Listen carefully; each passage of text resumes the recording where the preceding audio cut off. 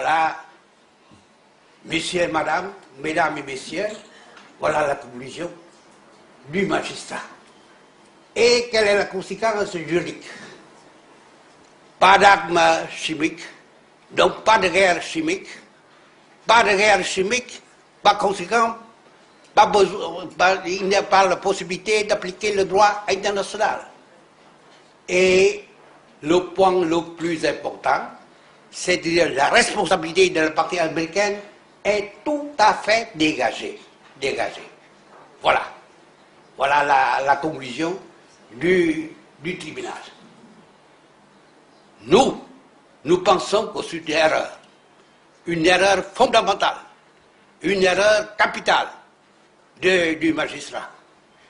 Il ne connaît pas, je le regrette, la vérité au Vietnam et il ne connaît pas la situation réelle du Vietnam et les dégâts opposés aux victimes de la dioxine du Vietnam. Plus de 3 décennies après les pluies chimiques, ce ne sont plus des enfants, mais des petits-enfants des premières victimes que l'on traite dans des centres de ce genre, communément appelés des villages de la paix. Cette petite fille ne peut ni marcher, ni même être prise dans les bras.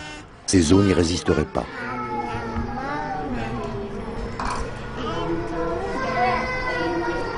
En 2005, la Croix-Rouge vietnamienne a évalué à 1 million le nombre des victimes de l'agent orange.